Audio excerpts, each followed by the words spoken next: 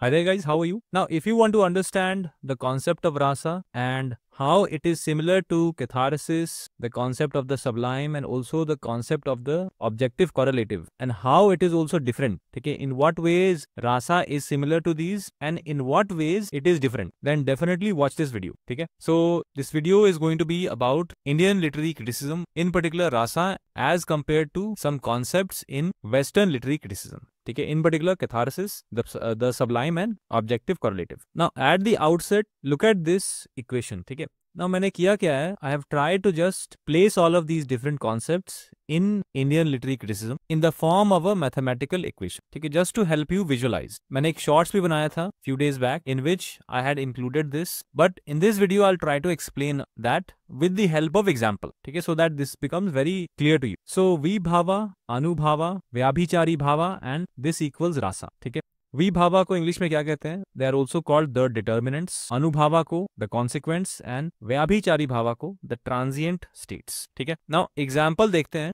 विभावा क्या होता है? Vibhava basically sets the stage by providing the cause और कॉन्टेक्स्ट. ठीक है, for example a romantic setting, तो सेटिंग जो है वो विभावा है. ठीक है, अनुभावा क्या है? Anubhava basically makes the emotion tangible through visible cues. For example a lover's sigh और ग्लांस. ठीक है, तो विभावा जो है वो सेटिंग हो गया, अनुभावा जो है विजिबल क्यूज है, for example lover's sigh glance. ठीक है, उसके बाद vyabhichari bhava, this adds emotional texture with transient feelings. ठीक है, ट्रांजिएंट फीलिंग्स को कहते हैं, फॉर एग्जांपल लॉन्गिंग और शाइनेस इन लव.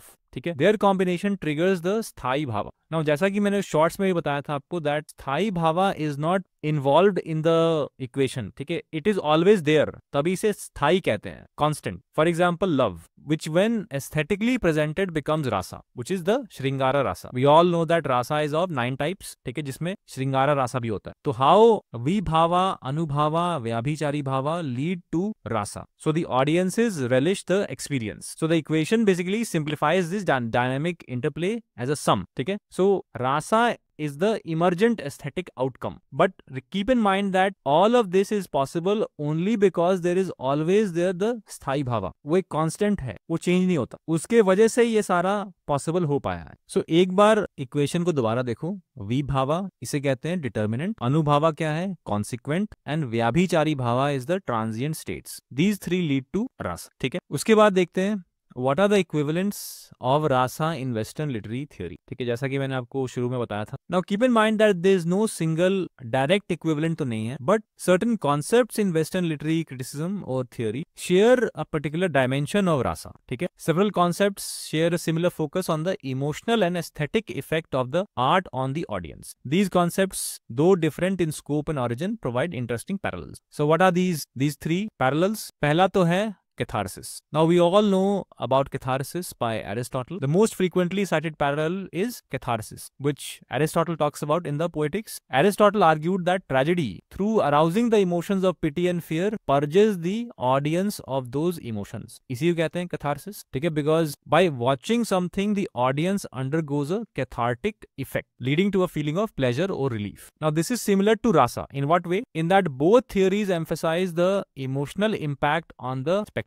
Rasa में भी there is the emotional impact on the spectator or the audience, and even here emotional impact is there on the spectator. So in that way it is similar. उसके बाद however catharsis focuses on a purging or purification of emotion, while rasa describes an enjoyment or relishing of a refined aesthetic state, because this is what the definition of rasa is, relishing. ठीक है, rasa रस से आया है. ठीक है, रस तो relish something of a refined aesthetic state that transcends everyday feeling. So only in a particular way are these similar. Only in a particular dimension, in a particular way. Catharsis cannot be a replacement of rasa theory or rasa. Keep that in mind. उसके बाद the idea of the sublime. Now this is also a very important concept in Western literary theory. This was given by Longinus, ठीक है, on the sublime, and later philosophers like Edmund Burke and Immanuel Kant. We all know about this. If you are a student of literature, if you are preparing for UGC net, then obviously you know this. So the sublime refers to a experience of awe, terror or overwhelming power. Because if you remember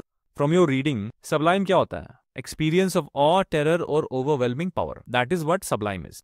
that transports the audience. Okay, it transports the audience beyond the normal self. This is the basic definition of the concept of the sublime. So it's a feeling of elevation or ecstasy. So like rasa, the sublime is an aesthetic experience that moves a person to a higher emotional state. But it is often tied with feelings of greatness and vastness. So keep this in mind. This is the difference. Okay? Sublime is an aesthetic experience that moves a person to a higher emotional state. But which kind of emotional state? Or which kind of feeling? The feeling of greatness and vastness. Whereas rasa can be evoked by a wider range of emotions, including love and humor. So rasa is of 9 types, including love and humor. All of these are a part of rasa, and there is nothing very great about love or humor. These are mundane emotions. But the sublime, the idea of the sublime specifically or mostly refers to the feeling of greatness. How a particular work moves the audience and transports the audience to a feeling of greatness or vastness. So in this way, the idea of the sublime is somewhat similar and somewhat different from the idea of rasa. Keep that in mind. Now finally, objective correlative. Now T.S. Eliot has propounded this concept of objective correlative. We all know this. And objective correlative also bears a resemblance to rasa. How? Now, T.S. Eliot proposed that only way to express an emotion is in art by finding a set of objects, situation, a chain of events which shall be the formula of that particular emotion. This is the definition that T.S. Eliot gives. A set of objects, emotion, a chain of events which shall be the formula of that particular emotion. The artist doesn't simply describe an emotion. They present a sensory experience that, when perceived by the audience, immediately evokes the emotion. Okay? It evokes the emotion. Matlab, any set of objects or situation evokes the emotion or leads to the evocation of that emotion within the audience. So this idea of a formulaic process for evoking emotion in the audience aligns with the structured way rasa theory links specific elements.